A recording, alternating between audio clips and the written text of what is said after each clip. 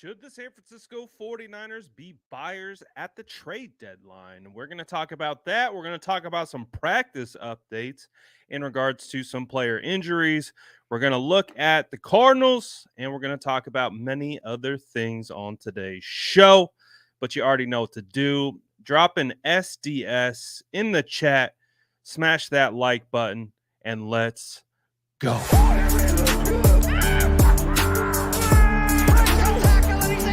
Smash that like button if you haven't already. Love to see it.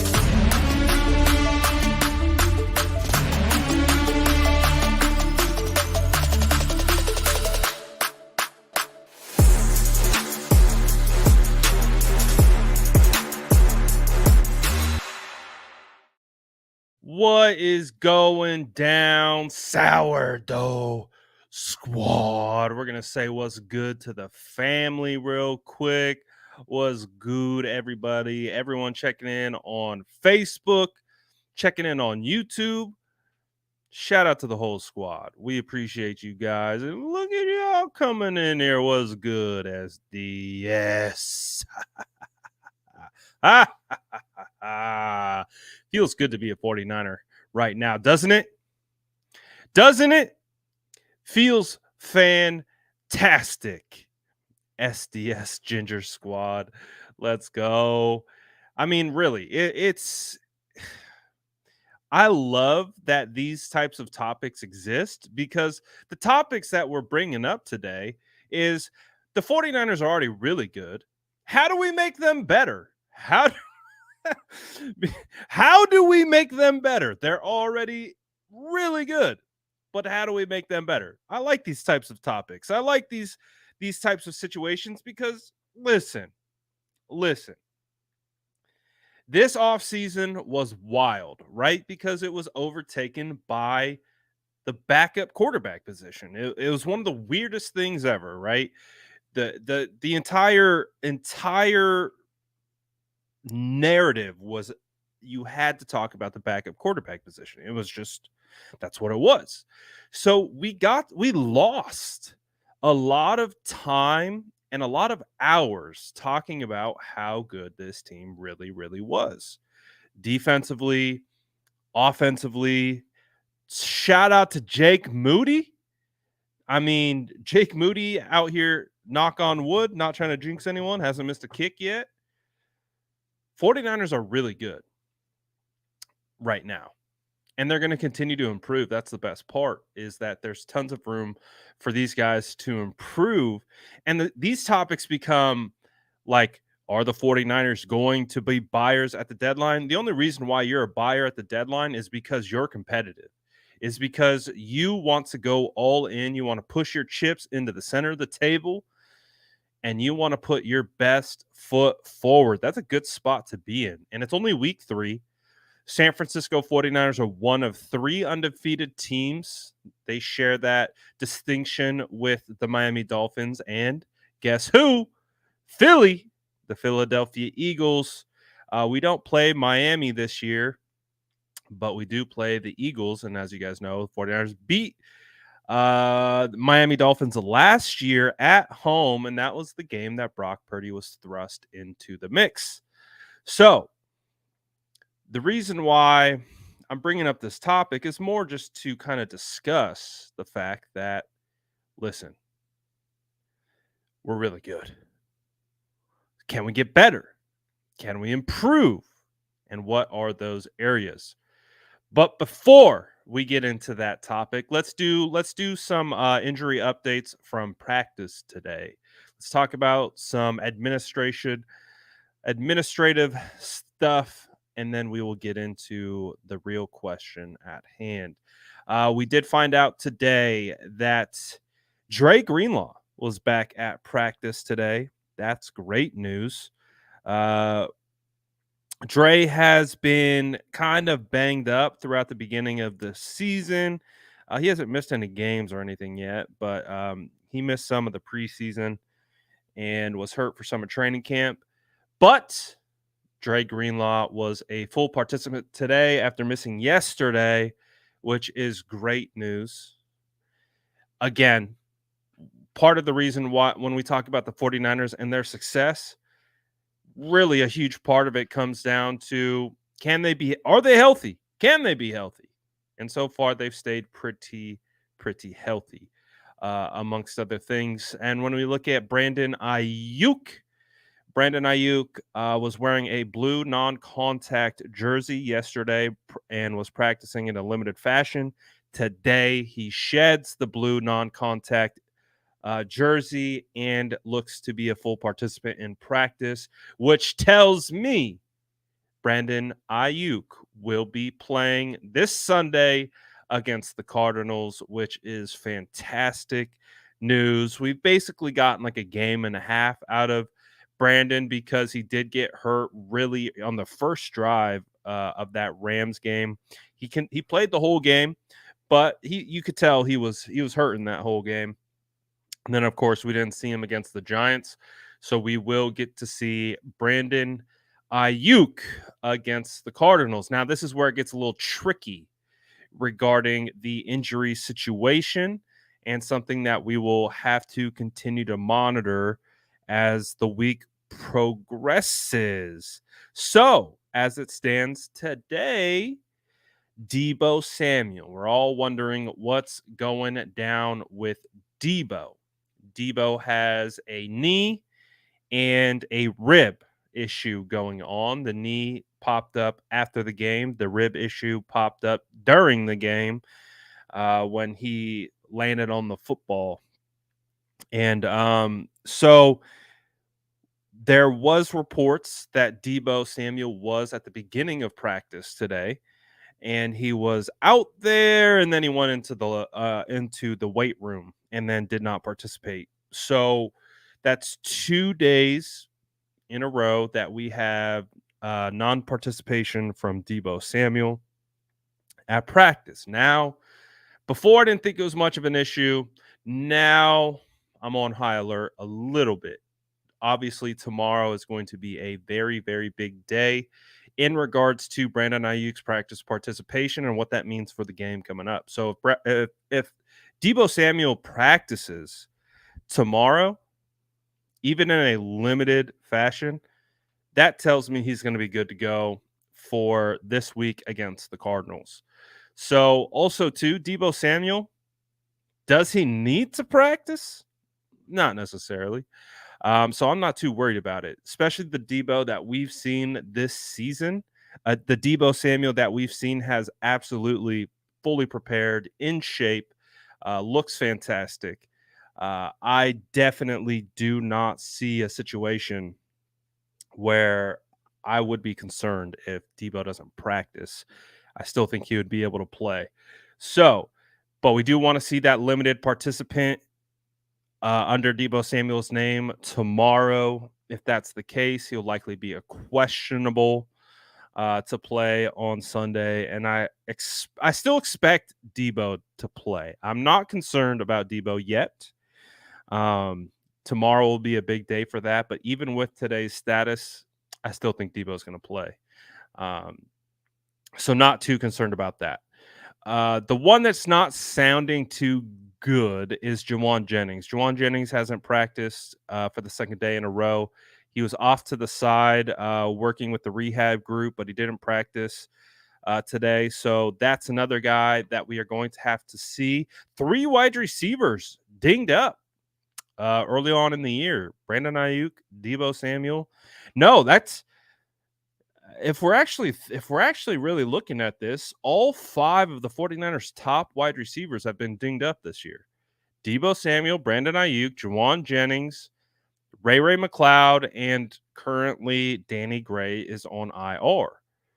And then obviously behind Danny Gray, you have Chris Conley, you have Ronnie Bell, and you have Willie Snead. But the top 5 guys have been banged up early. So far, no significant serious injuries. Obviously, losing Danny Gray for 4 weeks is somewhat serious. But after this week, Danny Gray will have an opportunity to return.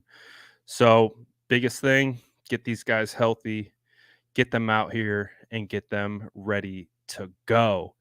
How are you guys feeling about the Arizona Cardinals? Because it does look like we will be pretty healthy heading into this game.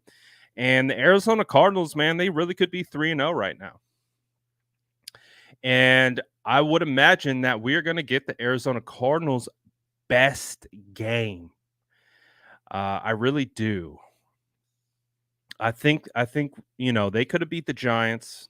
They gave it up there at the end. Giants somehow came back. They of course beat the Dallas Cowboys. They feel like they feel like a young team with nothing to lose. That's what it that's what it feels like. And it feels like they're David and we're Goliath in this situation. And so we have the target on our backs. They're coming into our home turf. They're going to want to mess it up. So with this Arizona game, obviously we're the better roster. We're the better team. But sometimes it comes down to, of course, execution, playing clean ball, no turnovers, no penalties. Who can play the cleanest game? And well, you never know. But I do expect the 49ers to come out sharp. Devin says this should be the Mexico game all over again when the 49ers absolutely throttled Arizona in Mexico. That was quite the experience last season when the 49ers absolutely obliterated these guys. So I imagine we'll get a bit of the same. But any given Sunday, you know how it goes. You know how it goes. So I'm excited. We'll break down the matchup in much more depth when we do Prediction Friday. So tomorrow we'll be doing Prediction Friday. And so we'll look at their offense, we'll look at their defense, we'll make our predictions, players of the game, all that type of stuff. So we'll do that on Prediction Friday tomorrow. And we'll do a deep dive into AZ and what the expectation is. So we'll see. But hey, man, if you've been around a long time, we know that those Arizona Cardinals have been a thorn in our side, right? It doesn't matter who it is, doesn't matter who's the quarterback, just something about those pesky Arizona Cardinals, these division games, always a little bit more competitive matchups. It's like when you get into these division games, you throw the record out the window and it's just like it's almost like it's like an even playing field almost. Just due to the history, these guys knowing each other, understanding the scheme better. It's a different type of game plan when you're playing in division. So we'll see. They've got some confidence heading into this game. All right. 49ers clearly on notice. They've seen what AZ's done, and they don't want to be slapped around by a 1-2 division opponent. So that's not going to happen. So we're going to see. We're going to see what these Niners do against the Arizona Cardinals. Ultimately, though, if they play their game and do what they got to do, this actually brought up a topic earlier today. We'll bring it up to the chat before we continue to move on to our main topic today. I just thought it was interesting because obviously, as you guys know, Christian McCaffrey won the NFC Player of the Month, and rightfully so. He won the NFC Player of the Week twice already. And so out of the 3 games played in the month of September, Christian McCaffrey takes home the NFC Player of the Month. And again, Christian McCaffrey, dog, absolute baller. But it got me thinking of who is the best non-quarterback that the 49ers have on offense. Is it Christian McCaffrey? Is it Deebo Samuel? Is it Brandon Ayuk? Is it George Kittle? Is it Trent Williams? The San Francisco how dare I omit this name? Is it Kyle Juszczyk, best fullback in the game? So the San Francisco 49ers are stacked, right? They have so much talent. Just got me thinking, who is the best offensive player? Obviously, right now, Brock is playing at an extremely high level, so I just wanted to exclude him. I don't even want him to be in the conversation just because I wanted it to be focused on every non-quarterback on the San Francisco 49ers. Who's the best? Who's the best? You guys tell me. Drop it in the chat. Who's the best non-quarterback playing for the San Francisco 49ers offense right now? Because, hey, as we know, Christian McCaffrey leads the league in rushing right now. Trent Williams, all world left tackle. George Kittle had a day. I think he had like 92 reception yards against the Giants. He had the big yak play. We have, of course, Brandon Ayuk. He's just been down, but we saw how good Brandon Ayuk was against the Pittsburgh Steelers. Who's it going to be? Well, I asked YouTube. This is what YouTube said.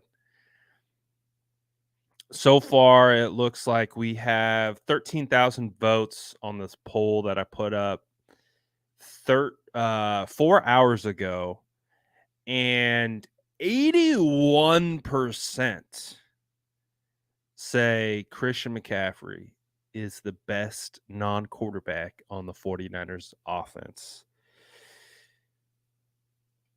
You guys know I'm a big Trent Williams stan. I put so much darn respect on Trent Williams. That's my guy.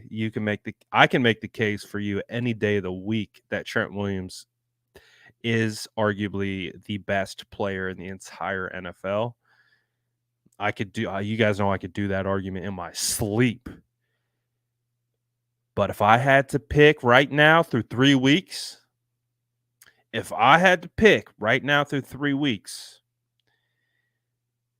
I am going with Christian McCaffrey. That's how good I think Christian McCaffrey has been this year. You guys know I put all the respect on Trent Williams. Trent's been great too this year. I don't see any fall off from Trent.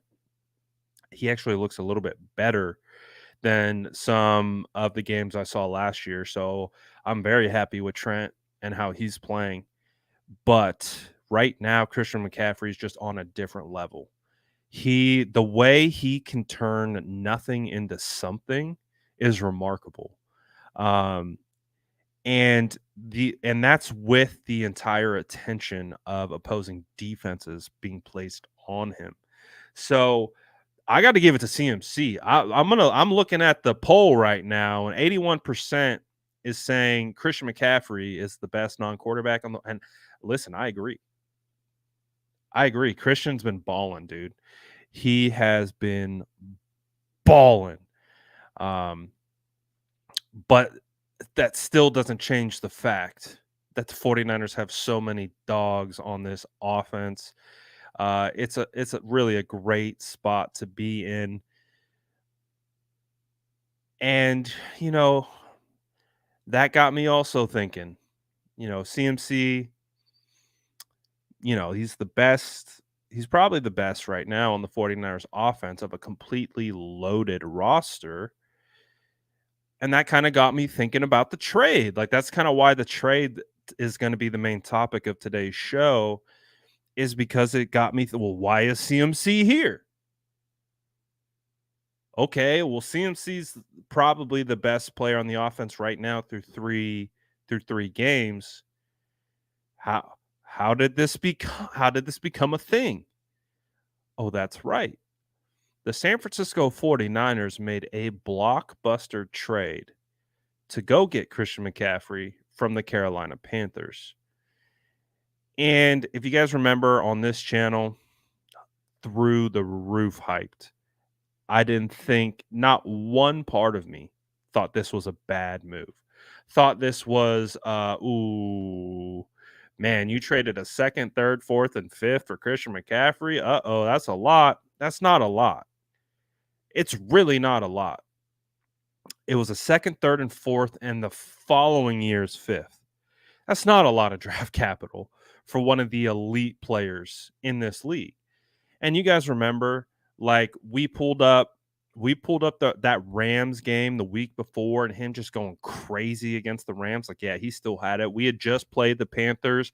I'd watched his performance against us versus the Panthers, and I'm like, yeah, he still got it. He's look.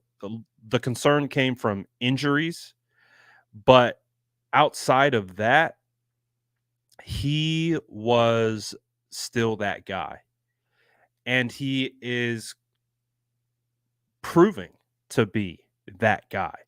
So very, very excited. And again, we had some fun with it. And that's kind of what got me thinking about, like, well, should the 49ers be buyers at the deadline? Do we do that times two? Do we go back to the well and see if we can add another impact player onto an already stacked team? But I had some fun going back and pulling this fun one up. If you guys remember, this was the grade that ESPN handed down. They graded the 49ers with a C minus. A C minus of trading Christian McCaffrey, getting him from the Panthers for a second, third, fourth, and a fifth. Listen, I understand concerns about injury. He definitely had some injury concerns there for a second. But we had never seen Kyle Shanahan's offense with an elite running back. Never ever. We've never seen it. And now we see it. And now we see, like, that's why it's like, okay. We get it now. Because the notion had always been, right, well, we can use undrafted free agents and make them look like Corvettes, right? We could take a Buick and we put it into Kyle Shanahan's car shop, and it comes out a supercar, comes out a Corvette. Elijah Mitchell, 6th-round draft pick. We saw what Kyle Shanahan has done with guys like Alfred Morris, and of course, Jordan Mason. But this offense looks insanely different with Christian McCaffrey running behind this offensive line. My favorite was the caption by ESPN NFL. It says, quote, "The most likely outcome here is the 49ers will end up regretting this choice." I don't think they do. I don't think they do at all. And I love it. I love the stones by this front office to go out, make a pick that, again, at the time, I understand the argument. He had just had a injury riddled season the year prior, and he had that injury tag on him. And of course, us as 49er fans, we've dealt with a lot of injuries. So we're like, nah. But I just remember when this came out, and when they dropped this, because I was really excited, like, and I wasn't afraid to share my excitement, and I wasn't afraid to share how good of a move I thought this was, because at that point, the offense was kind of sputtering. If you guys don't remember, you had that, we lost Trey Lance week 2. Jimmy comes in. We had already lost Elijah Mitchell. We lost him week 1 against the Bears. Then we have Jeff Wilson, and of course Jordan Mason at the time wasn't Jordan Mason. TDP wasn't seeing the field at all, and the 49ers needed a run threat. They needed a run threat. So the fact that they go out, they make this move was phenomenal. That's why I was for it. And it's like, if I had to give my true opinion on what I thought about ESPN giving this a C minus, even in real time. If I say what I think, I'll be suspended 6 months. That's just what it comes down to. If I really, really say what I think about the any type of slander of this trade, I'll be suspended 6 months. I'll be out. They're going to kick me out. They're going to throw me out. They're like, listen, you can't say that on these YouTubes. Get out of here. All right, all right, all right, all right, all right. But that's how I felt. That's how I felt. It's still how I feel. Because clearly, CMC is him. He's the guy that I watched at Stanford go crazy. Should have been the Heisman winner in my opinion. He's the guy that went for 1,000 with the Carolina Panthers. He's still that guy. And we confirmed that on tape prior to the trade. Still that guy. Oh yeah. ESPN gave Christian McCaffrey, gave the Panthers an A minus though. Good for the Carolina Panthers. They were able to get a 2023 second, third, and fourth round pick. Mind you, those are going to be very late second, third, and fourth round picks because clearly this team is going to win a lot of football games. So that really changes the value of those picks. That was one of the things that I talked about in real time when the trade went down was that these picks they're going to be that's going to be a late second. That's going to be a late third. That's going to be a late fourth and then a 2024 late fifth. And on top of that, we knew how many compensatory picks were coming back to the San Francisco 49ers. So it was like, we still have a ton of picks. We still have a ton of picks. And so I had fun with it. This is basically something about this graphic it makes me chuckle. Makes me laugh. So I memed it to death. Always having good fun. Always having fun. Oh. This is my interpretation of ESPN fumbling that grade. It was just it's great after the fact. But again, it got me thinking. Still thinking. All right. The 49ers were successful and it really helped and we said the same things last year. The 49ers were still a good team, right? They're still a good team. When they made the trade for Christian McCaffrey, and of course the trade made them better. Well, right now, the San Francisco 49ers are a great team. They could still go all the way with the squad that's been assembled. I believe that to be true. I really do look at this team, the offense, all of it, and I see a team that can go really, really far into the playoffs and should be finding themselves in Las Vegas for the Super Bowl. That's truly what I believe in regards to how talented these guys are right now. But just like the Christian McCaffrey trade,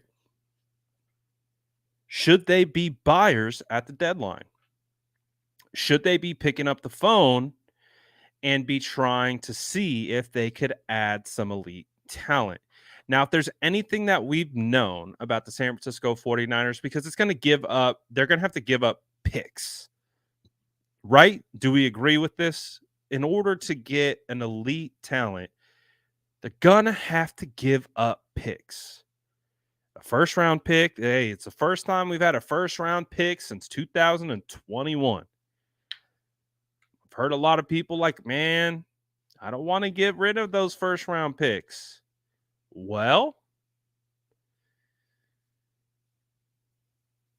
what have our first round picks been over the last couple years? Let's just go back. Let's jog our memories. Solomon Thomas, Reuben Foster, Mike McGlinchey, Javon Kinlaw. Shout out to Javon. Javon's having a phenomenal season. Brandon Ayuk. Shout out to Brandon Ayuk. Baller. Trey Lance.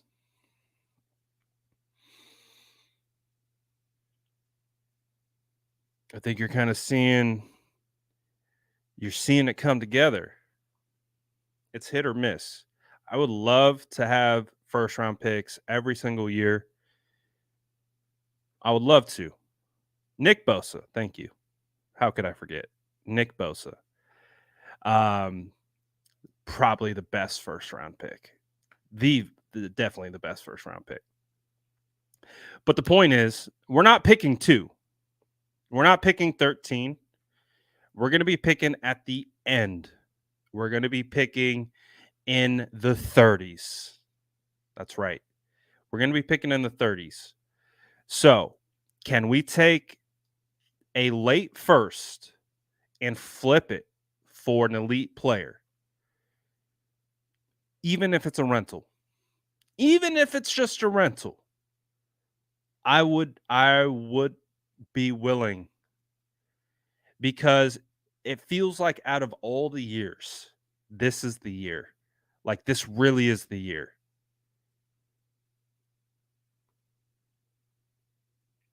That the 49ers have a true shot. Not that they haven't at all since 2019. That's not the case. It just feels like the roster assembled, who they have, the energy, the understanding, where everyone's at in their career. It feels like this is the perfect shot to go all in. CMC was an all-in move, and it paid very well. The value that they've gone back from CMC opposed to the picks that they've given up, immense value. That is a win. That is an A++ move. That trade to go get Christian McCaffrey for a second, third, and fourth with a 2024 fifth, A+ move. A+. So do they do it again? Do they go back to the well? And do they say, we know how good we are. We're stacked. We got hitters everywhere. But could we add another hitter that would just take us, would just put us in that much better of a spot? And I think this GM and coaching staff, again, who just got brand new 6-year extensions, they have the flexibility to go all in right now. And they know what it is. They know what the windows look like. The window is open now. Who knows what the window's going to look like in 2 years? But right now, we can see the road at the end of the tunnel. We can see the light. We can see it. We can almost reach out and grab it. So why not put this team in its best situation possible? And if that means burning some picks to get proven commodities, I'm all for that. I've got my Madden GM cap on tough right now. I'm making moves. If it's up to me, I'm ready to wheel and deal. Who do we need to call? What's the cost? What is it? Brian says, Surtain could be like our move for Prime in 94 to get us over the hump. And listen, when you look at the San Francisco 49ers,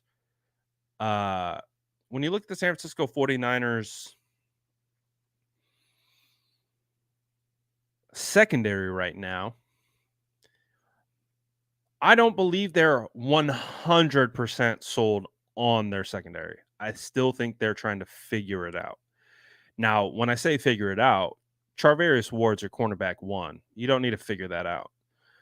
Diamador Lenore right now is your cornerback too.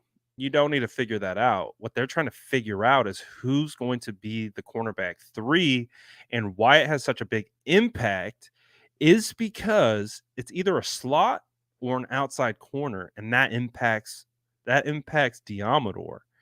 So if it's Isaiah Oliver playing the nickel, that means Demo is playing outside cornerback. If it's Ambry Thomas having to come in as your cornerback 3, that means Demo's playing in the nickel. And the fact that they keep kind of bumping back and forth between the two, now Ambry's been a little bit dinged up, so they've had to look at um, Isaiah Oliver more in the slot, and he's actually played pretty well. So it's not like they're just in a terrible spot. But for whatever reason, with the San Francisco 49ers, the cornerback position the last couple years has just been hard to lock down. Whether it's injuries, whether it's actually all really come down to injuries, right? The injuries is why we saw uh Dre Kirkpatrick having to play. Injuries is why we saw Josh Norman playing. Those are the reasons why those guys got run. 49ers hit on Emmanuel Mosley, who's an undrafted free agent, thank goodness, right? Who ended up taking over for Ahkello Witherspoon across from Richard Sherman. But right now, what happens if an injury does occur to that position group, to one of your main guys? Okay, well, then that's scary, right? That becomes something that we don't want to have to deal with, because we've seen what happens before. We're calling dudes off the street. Hey, Josh Norman, want to come play? Want to come play for us? So, if Surtain is available, and the reason why he's being heavily discussed right now is because his dad put out a tweet basically saying they're treating my boy wrong with the Broncos. You need to get him out of there, because the Broncos look like a dumpster fire right now, and they're already up against it, trying to play.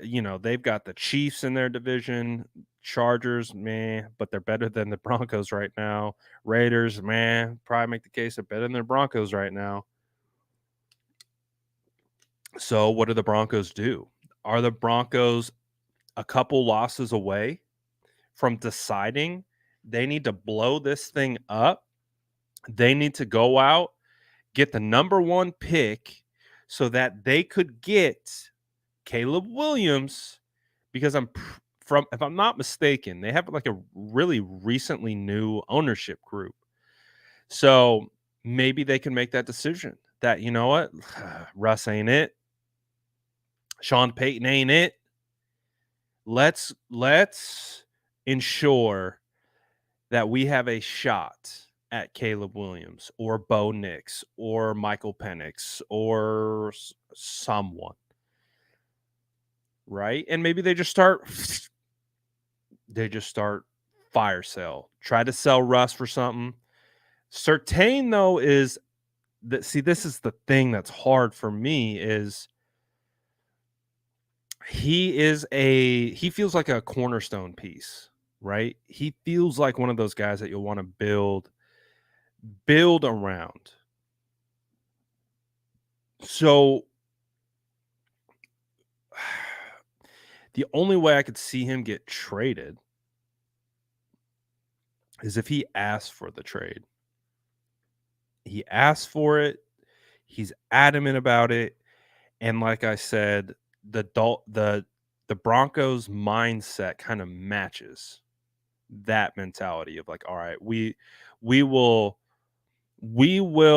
look at this if it means we're going to tank. That's the only way I see them taking any type of call for Patrick Surtain, is if Surtain requests the trade and they ultimately agree that they're blowing it up and they could use a pick or two or three. At that point, do the 49ers go out and get Patrick Surtain, knowing they're going to have to pay him in a year or two? But it's that's a pretty strong win now move for a proven commodity, very young proven commodity at a position of need.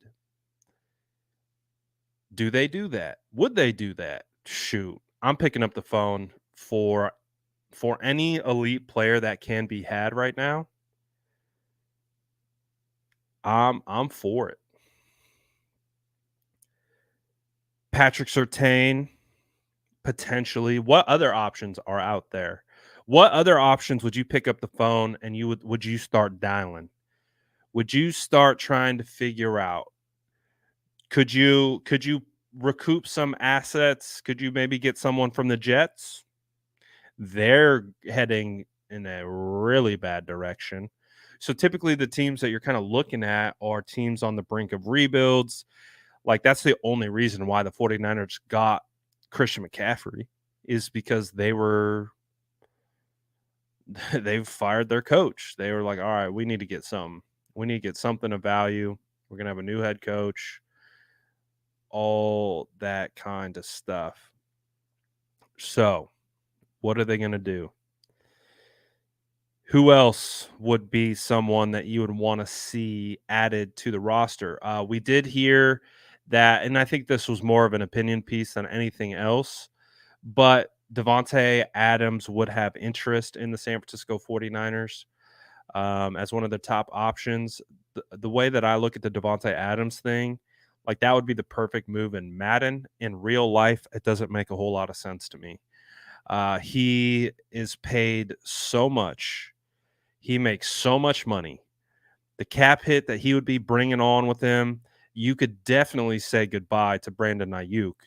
I mean, you might as well trade Brandon Ayuk for Davante Adams if that's the case, because if you're trading for Davante Adams and if you're getting something, giving up something of value for him, you're bringing over a big time cap hit for the next.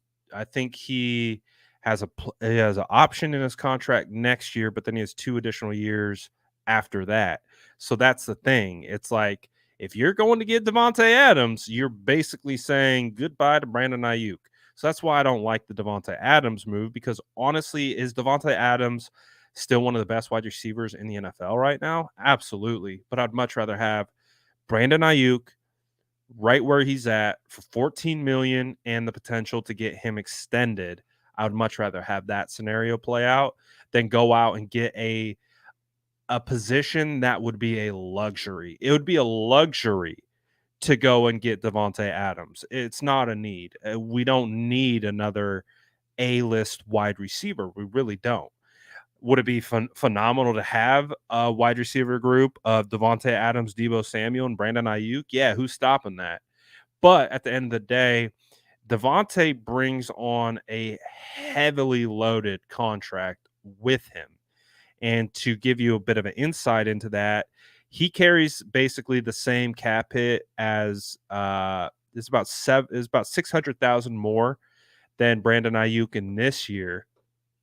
But in 2024, Adams' cap hit jumps up to 25 million, and then in 2025, his cap hit jumps to 44 million, and then in 2026, Davante Adams is again 44 million. So I like Davante Adams quite a bit, but I'm not going to pretend like going out and getting Davante Adams isn't going to really hurt this team from a cap standpoint. And if we're very interested in keeping Brandon Ayuk on this squad, then Davante Adams would be, I would have to say no on that, because also they're going to want a lot. They're going to want some value. They're going to want something. I don't got nothing to give you guys. Plus, it's the Raiders. Screw the Raiders. Screw the Raiders. That hashtag analysis. Screw the Raiders. We ain't giving you nothing. You guys remember? We tried to get Khalil Mack from them. We offered them a better deal. Al Davis' son said, nope, we're going to send him to the Chicago Bears for less. All right, screw you. We won't do business with you then. That's fine. I have no problems not doing business with the Raiders. That's fine. Enjoy wallowing in misery. Could have gave us Khalil Mack. Chose not to. We hang up the phone when the Raiders call. No, thank you. So, what other options? Chase Young? Could Chase Young be a guy? If we are making a move, I'm making a defensive move. That's where I'm at. I don't think we're going to get any offensive linemen.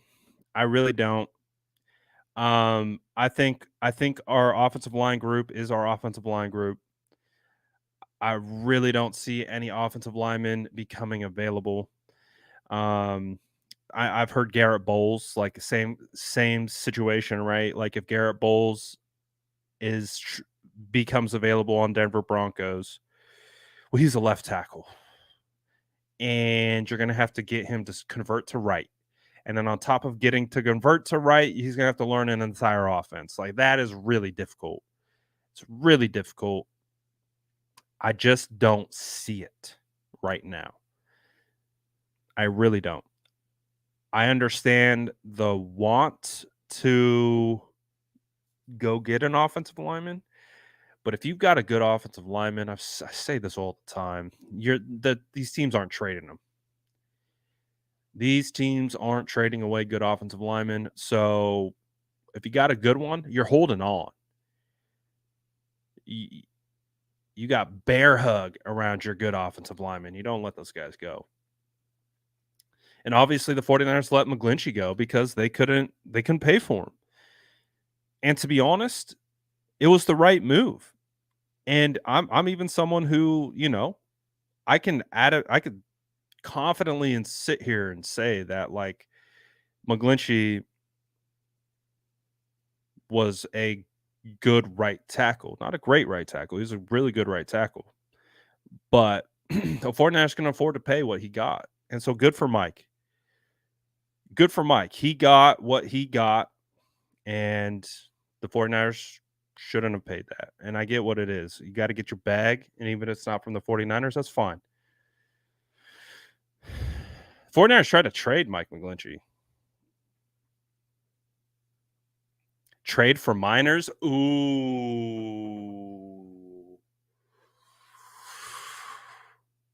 I love Quinn Miners. I love Quinn Miners. That would be fire. Quinn Miners? How do we work that up?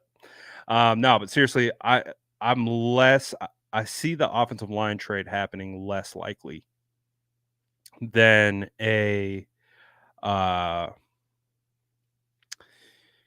than anything else. So I'm not at all optimistic that the 49ers trade for offensive linemen. I'm just not. So I think our O-line group is who they got. So at what point then do the 49ers look to continue to stack that defense? So this is the thing. This is where I'm kind of at right now, is that the 49ers fundamentally from top down, from general manager to head coach to position groups to players, all believe that you win games with the defensive line. You hear John Lynch talk about it. You hear Kyle Shanahan talk about it. You hear Nick Bosa talking about it when he was talking about John Lynch and Kyle Shanahan getting their extensions. He's like, I'm very thankful to be playing for a GM and a head coach that understands that we win games with the defensive line. They fundamentally believe, as an entire organization, that the game is won on the defensive line.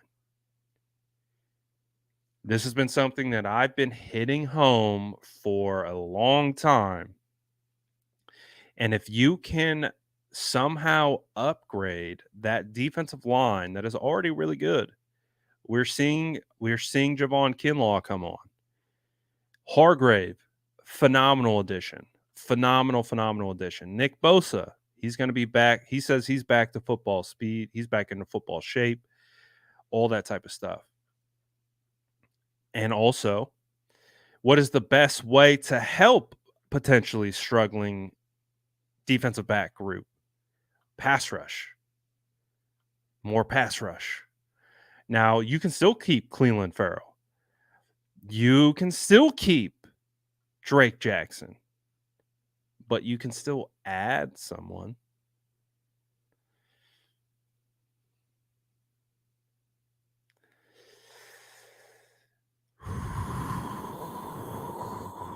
Who could they add? Who would make an instant impact?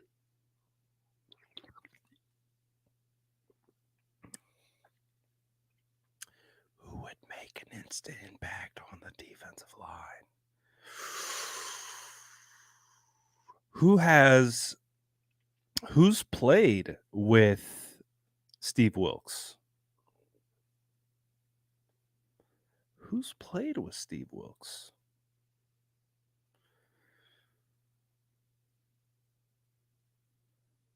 Who would fit right in and create havoc? Havoc! Right away!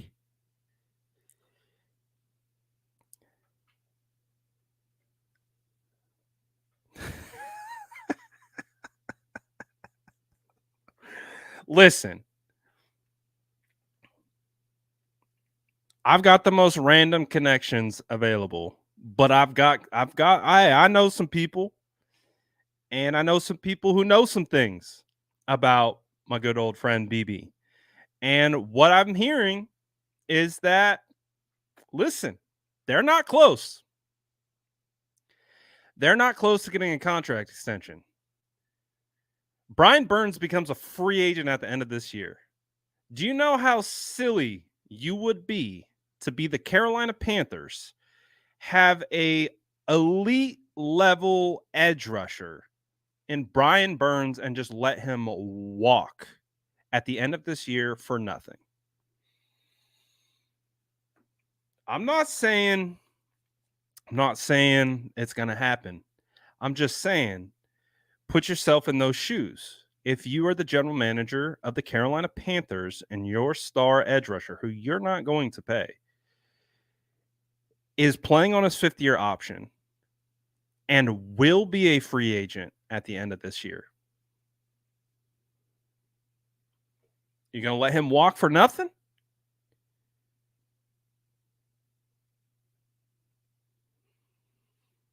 You're going to let him walk for nothing? They're not winning. The Panthers aren't winning games. So it's not like they're like, oh, well, we can win football games and then tag him and trade him at the end of the year, which they could theoretically do. But like I said, John Lynch, Kyle Shanahan, guys, I know you guys watch the channel. We appreciate your support. We appreciate that you watch the show. And I know you guys know I'm obsessed with Brian Burns and getting him on this roster. Give me 5 minutes with Scott Fritterer on the phone. Just give me 5 minutes. I will convince him to trade us Brian Burns, and we'll get him at a decent value. I promise. Give me 5 minutes. That's all I've ever asked for. Remember, I told you guys I saw Scott Fritterer.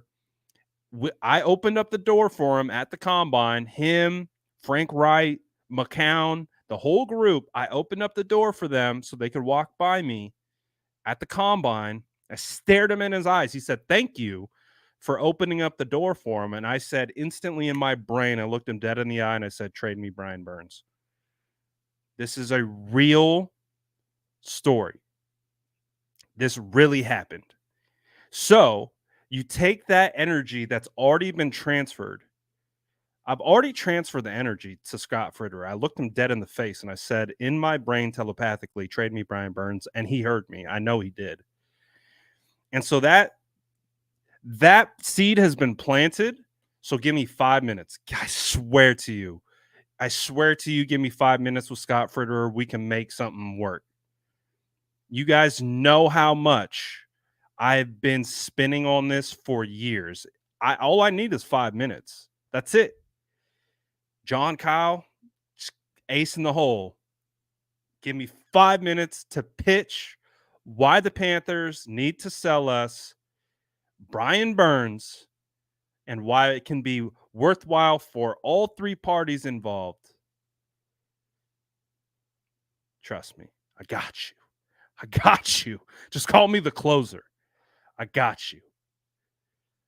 I got you. I got you. And again, but honestly, in all seriousness, get me an edge. I would love more edge talent. We know these guys rotate. Someone said, does Brian play the run well? He doesn't need to. We got Cleveland Farrell and Drake Jackson. We keep these guys fresh. We keep these guys fresh. Let them rotate. It's not Brian Burns comes in and takes 95% of the snap share. No, we rotate. Brian Burns coming in, play about 60%, 55% of the snaps. Who gets the other percentage? Cleveland Farrell and Drake Jackson. Keep all these guys fresh. Rotate them.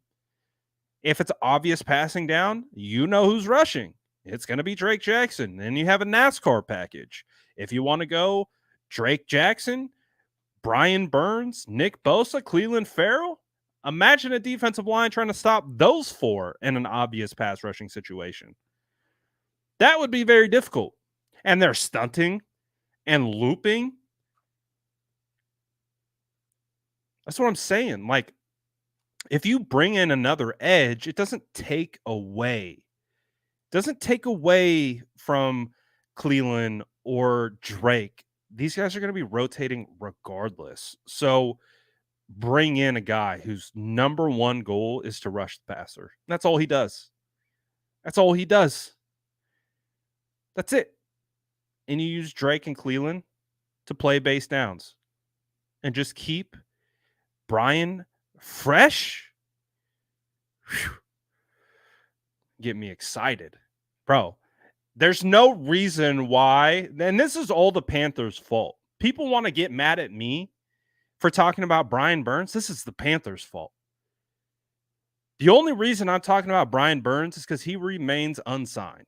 He is not extended. Until that pen hits the paper on a Brian Burns contract extension, that means Brian Burns is fair game. That's what that means. When the second Brian Burns signs the extension, we say goodbye to the Brian Burns agenda. We give it the old Vikings funeral. We like put it on a boat. We shoot it out to sea. We fire off a flaming arrow. We light it on fire. It's gone. We'll never talk about it again because it just won't happen. But that's the thing. Brian Burns remains unsigned, unextended. He becomes a free agent at the end of this year, and each and every game he becomes cheaper to acquire because you're trading for a rental.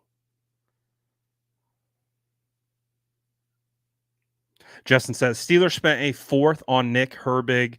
Do you think they'd give him up for a second? Ooh. He would be a late second, right? I don't know if they would. I wouldn't. Like if I was the Steelers. Because, Justin, you put me onto Herbig last year. I watched the tape, and I was like, dude, this dude looks like a freaking – he looks crazy off the edge. He's really small. He didn't look like a base down guy. He looked like purely a speed rusher in pass rushing situations, but you could see he was electric as a speed rusher coming out of Wisconsin. And he's clearly been able to transfer that to the NFL. Uh, that's cost controlled, man. The cost controlled rookie that you got on a fourth round pick who's clearly exceeding his draft status. If I just have to put myself in the Steelers' shoes and say no. You know, he you knew it. You knew it, Justin. That's why you put me on him. You knew he was a good player. Steelers know he's a good player. And that the price that they're getting him at with the price that they paid for Highsmith and Watt, yeah, I don't think they would. I don't think they would. But he's good. Herbig's good. He really is. He really is. What other players though? I got my Brian Burns agenda piece off.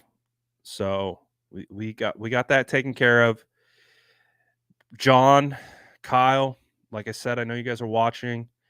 If you need an ace in a hole, someone with just pure motivation to get this done, I'm your guy. Just hit me up. I'll do it for free. I don't need a consultation fee, finder's fee, nothing. I'll do it for free. Give me 5 minutes on the phone with Scott Fritterer. Let me work. Let me work. We'll come up with something. We'll come up with something good. And then we'll call in Parag. Parag, let us know. Do we use him as a rental? Do we tag him next year? Would he be okay with the tag? I'll go DM BB real quick, see if he's good with a tag. Maybe. I don't know. Worst case scenario, we get him for half a year. 49ers win a Super Bowl. Worst case scenario, you get Brian Burns for a half a year. Worst case. I like that worst case scenario. I think that's a fine worst case scenario. And then we go on our ways. Brian goes and gets paid a ton of money because he's playing on the opposite side of Nick Bosa and on the other side of Eric Armstead and Javon Hargrave.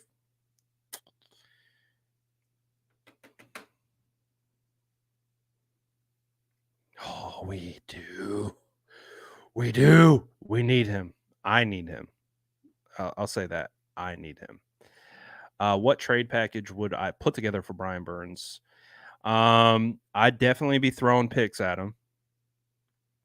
I'd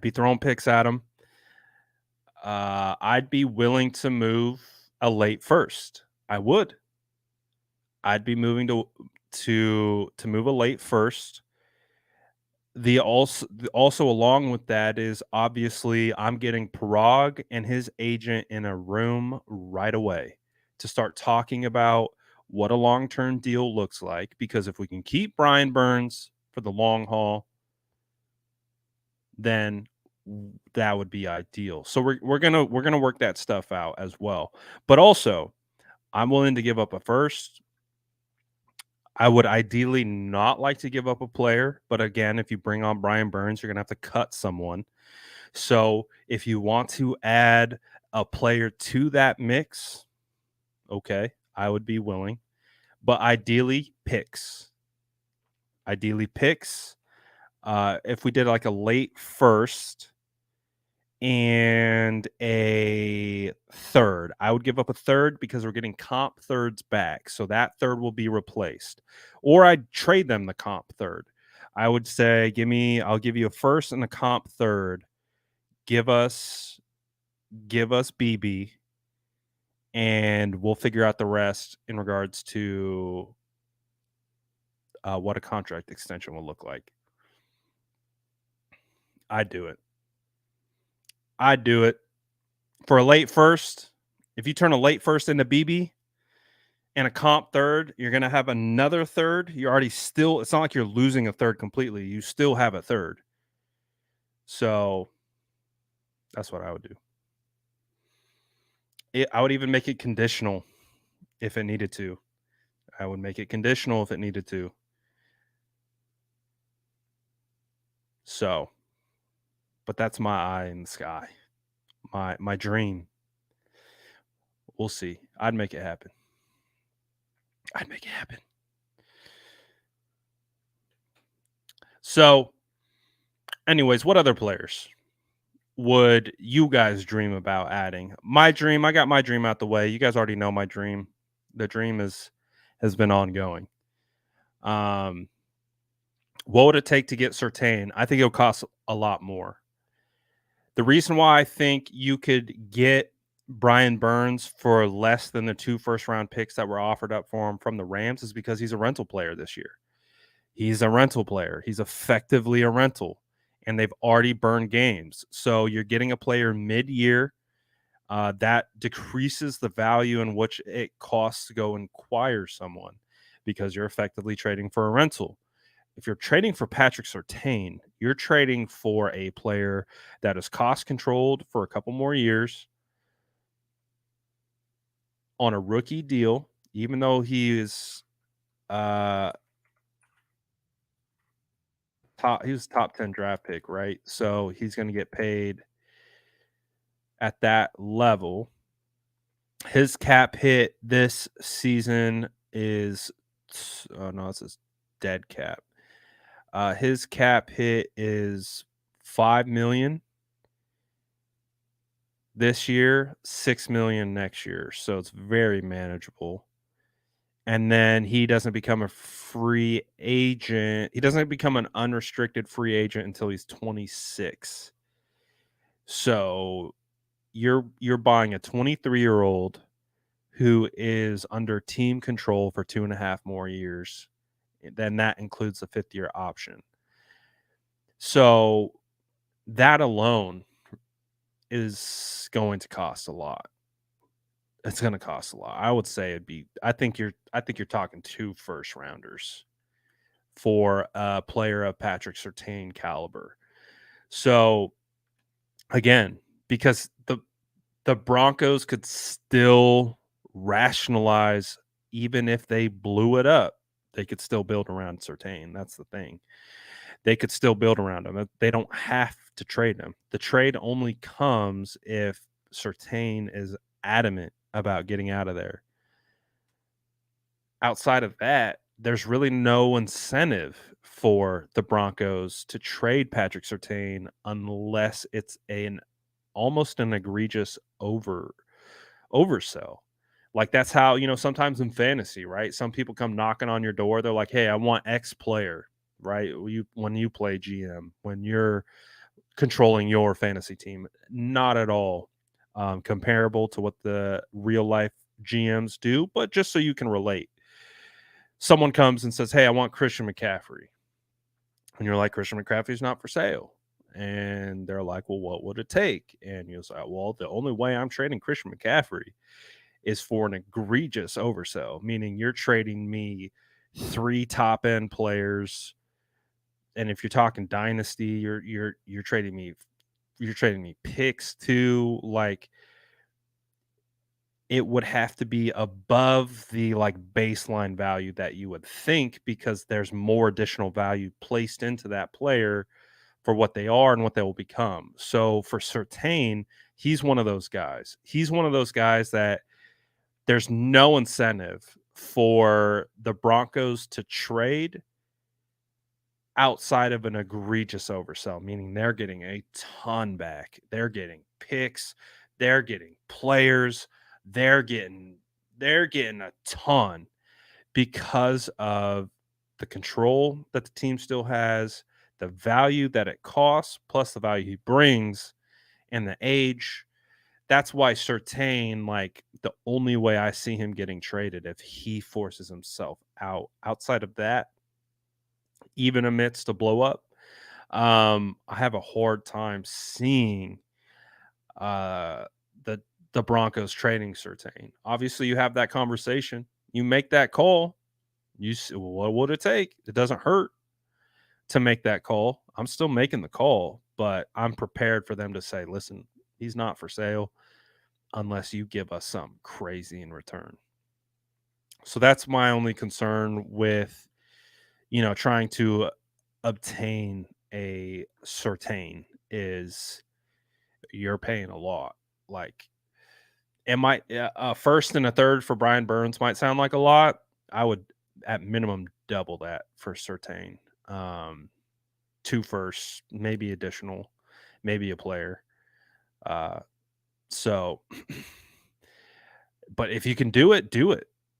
Right? If you can make it happen, those are one of the players that you make it happen for. Like I'm all for trading for known commodities. If you can trade for a known commodity, the success rate is so much higher in my opinion because you know what you're getting versus, the crapshoot of the draft when you just don't know. Just don't know what you're going to get. Justin says, "Do you think we could get Dulcich for a second with Troutman there and Sean Payton in charge?" Well, Dulcich is hurt, right? I think they would trade Dulcich for a second. I would be trying to get Dulcich for a third if I could. Clearly, Troutman is ahead of Dulcich, which is wild. And Dulcich is coming off an injury. Yeah, if you could get Dulcich, like I would. Um, the 49ers are clearly trying to do something with tight end. That's why they drafted Latu and Willis. And obviously, we know Latu's on IR for the whole year. So he ain't coming back. But Dulcich would be. He's good. He's very good.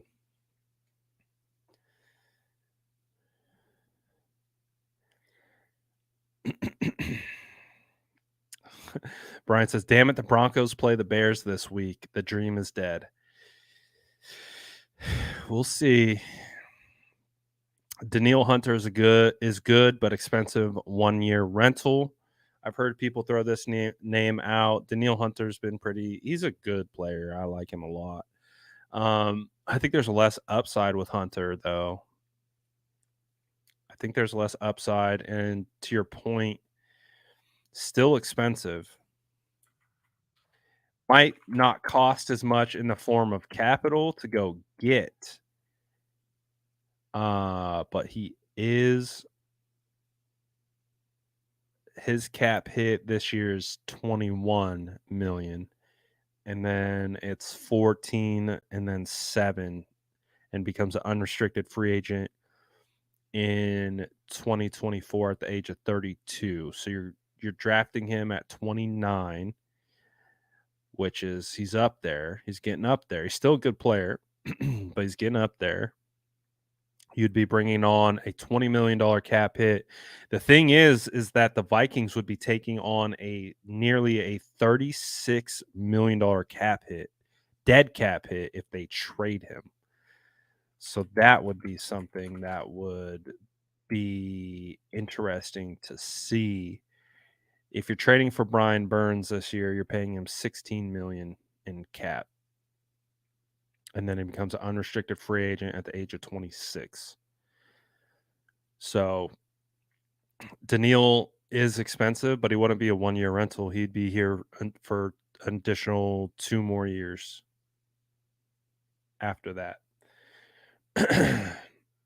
So that's why, like, I'm not going to lie, it's a little bit of a perfect storm brewing. If someone was motivated to get Brian Burns, like, you have a chance, is really what I think. It could be anyone. It doesn't have to even be the 49ers.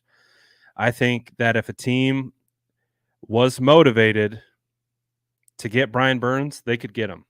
So that's where I come in, and my irrationality comes in of like, man, if he's available, I want to see an attempt.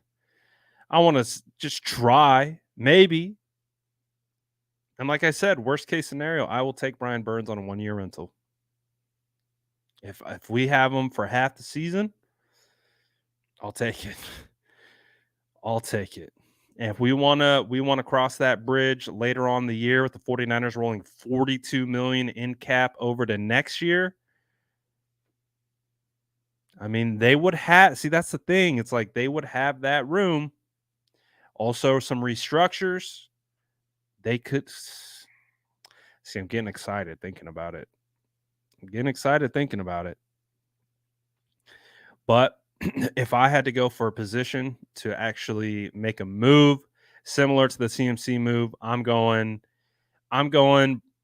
defensive end, I'm going cornerback. I'm not going nickel corner. You could go nickel, actually. Now I think about it, that'd be cheaper probably. If you find, I don't even know, like if you, I think we got our mindset on like an elite cornerback one on the outside, but you could also you could also go nickel and probably get it for a little bit cheaper than an elite outside corner. I don't know. The whole point of the conversation again started off with the 49ers are in a great spot. The only reason why we're talking about this is because not because they need to trade for someone, but we're in that mode where we're thinking of the 49ers going far into the playoffs. And as a result of going far into the playoffs, we know it's a war of attrition. We know it's who can stay healthiest. We know that one injury could, derail.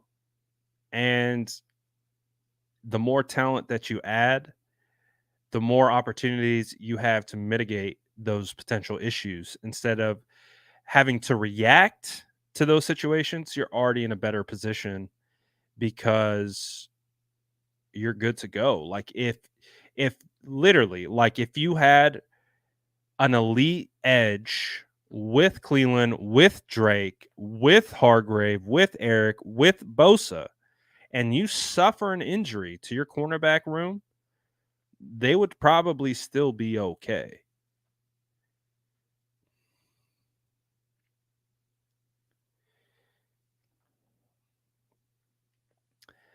I'm hearing they're $2 million off as well, but I'm not hearing it's at 35 to 30. I heard it was under 30. So we'll see. We'll see how it goes. But it would be a challenge. It would be a challenge because he's an elite edge and you'd have to pay him, and that's a big part of it. So it would be a challenge for sure. Um, but I'm open to the challenge.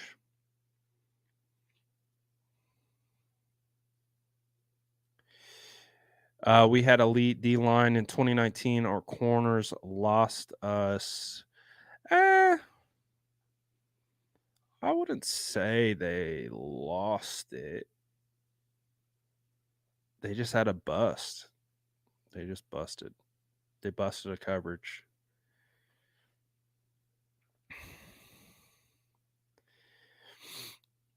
And we do got Daryl Luter coming back. That's a good point. So haven't seen him yet. I would imagine he's ready to come back pretty soon. So theoretically, the BB thing and the Certain thing, those are like at the top of the list, hardest to get done. If we're being honest about the conversation, like trying to go get Certain, trying to go and get Brian Burns, that's going to be really hard. It's going to be really difficult. And the likelihood of those actually happening are really low percentile. So, what the 49ers might be doing is looking for more value trades. They might be looking for something that is an upgrade, but at a value.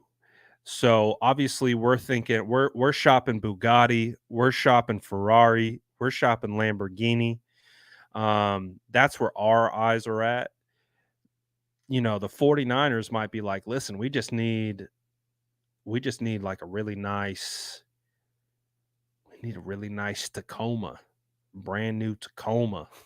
I don't know if that's a good example, but like not necessarily supercar, but more they still want a good car, uh, something reliable, something that could get the job done. Uh, they're looking at Tesla.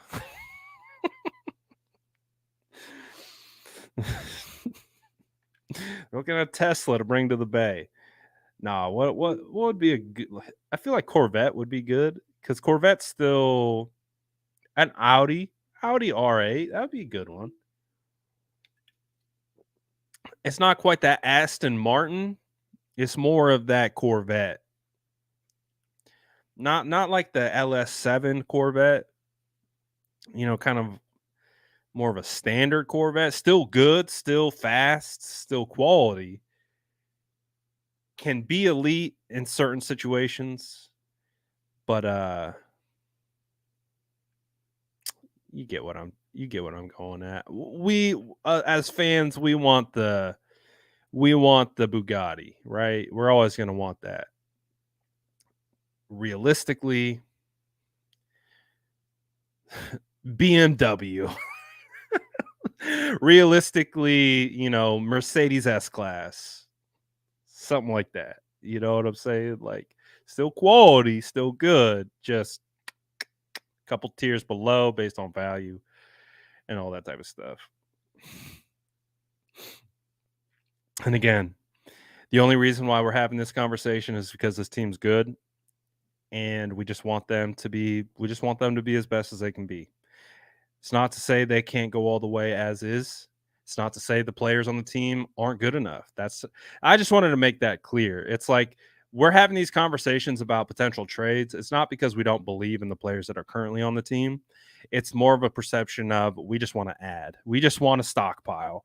We're greedy. We want to stockpile. We want to build this roster up as best we can. It's not that we don't have belief in guys. Like I said, I even still think that if it really came down to, um, if it really came down to Charvarius, Demo, and Isaiah Oliver, I think the 49ers would be okay. I think they would be fine. I still think they win games with that. But hey, I get greedy sometimes. I be playing Madden too much. That's always been my thing. Like anytime I've had an opportunity to play general manager, whether it's in Madden, whether it's in Dynasty, whether it's in fantasy or whatever. I'm a trader, man. I like to trade. So it's just in my blood. I like making moves, all that type of stuff. So we'll see what they do. If they don't do anything, I don't think it's crazy. I don't think it's crazy at all. Um, so, but we're having fun with it. We're having fun with it, right? It's a fun conversation to have. It's fun to play GM. So ultimately, 49ers are in a good spot. They're in a great spot with the roster that they got cooking. But they were last year too, and they added CMC and stock went up. Right? Right? So why not? Why not be greedy? Take advantage. Do it. Get this fan base hyped up. We're already hyped up. Get us all foaming at the mouth for Super Bowl. That's it. That's it. Make us a relentless bunch when it comes to winning a ring.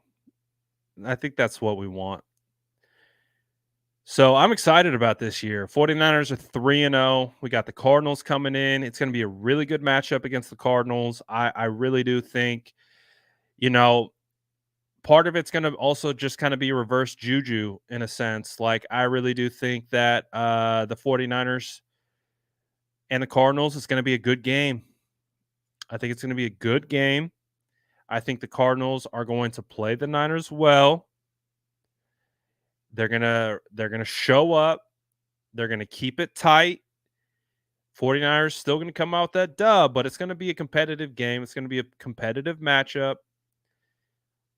Hopefully we use some reverse juju, because the last time we did that, I feel like so far every year, every time we've either thought it's going to be a blowout or it's close, it's been the opposite. So keep that in mind through the first 3 weeks. So I'm going to go ahead and say it's going to be a close game. It's going to be a close one. Cardinals are going to play us good.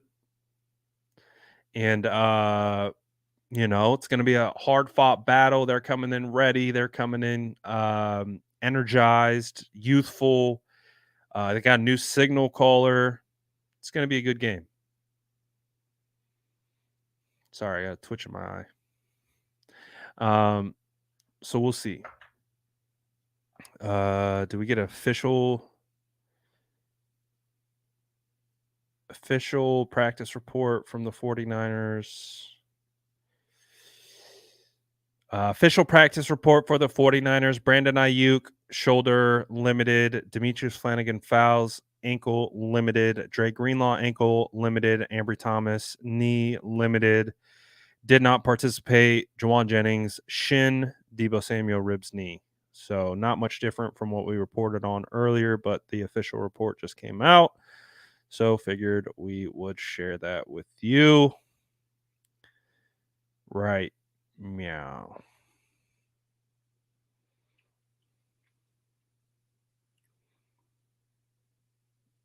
All right.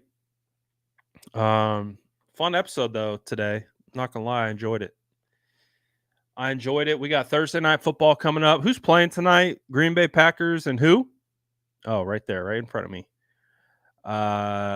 We had Don Burr drop in the chat. I didn't even make that correlation. That the Lions are playing tonight. Ooh, who's winning? Lions, Packers. What? It's a pretty even matchup. So where are they playing? Are they playing at Detroit or at Green Bay? Because I think that matters in a close game like this. Aaron Jones is back. Christian Watson is back. 2 big-time players are back for the Packers. I do love the line. You guys know I'm a Goff guy. I got my cow. I bought up all the Goff stonks when they were super cheap. So I got a ton of Goff in Dynasty because I thought he would fit in Detroit. I really did. And sure enough, he fits well. This is going to be a good one. This is like a pick 'em. But because the Packers at home, you almost have to give it to the Packers because they're getting 2 good weapons back. Aaron Jones, Christian Watson. Love has been playing really well. And of course, you got Romeo Doubs, you got Wicks, you got the other guys, Musgrave on the Packers. Of course, Detroit playing well. Gibbs looks really good. Mosley is inactive. I just saw that. So no Emmanuel Mosley.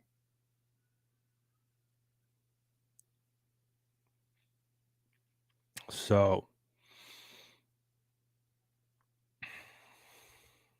I don't know. I probably have to go Green Bay. That's probably what I have to do. I probably have to go Green Bay.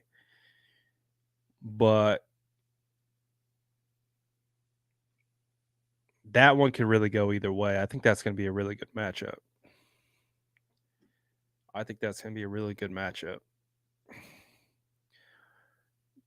But yeah, I probably have to go.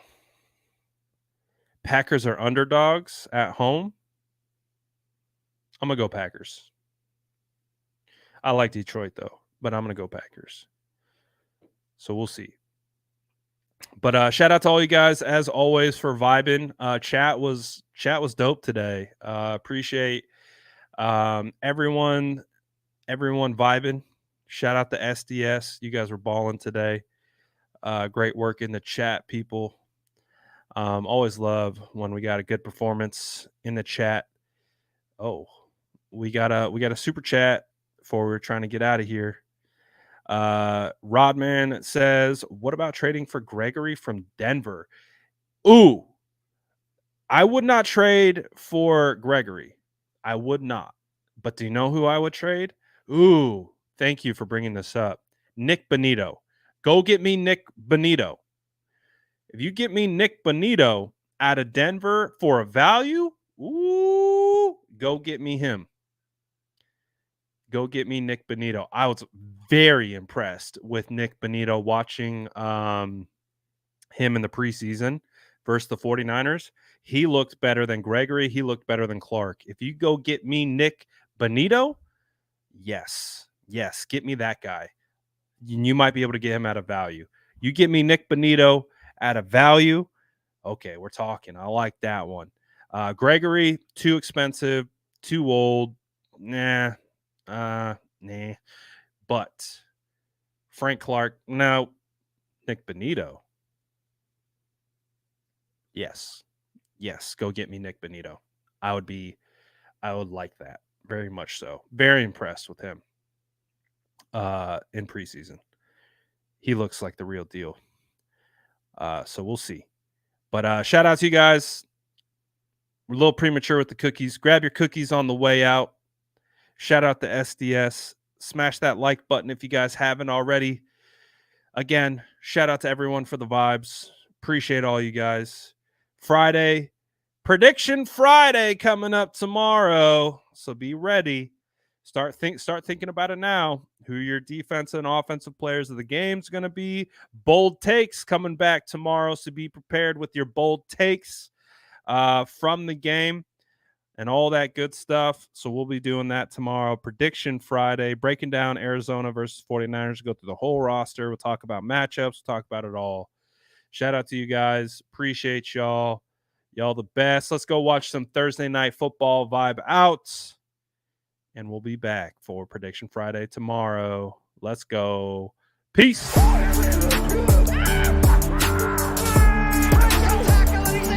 Smash that like button if you haven't already. Love to see you.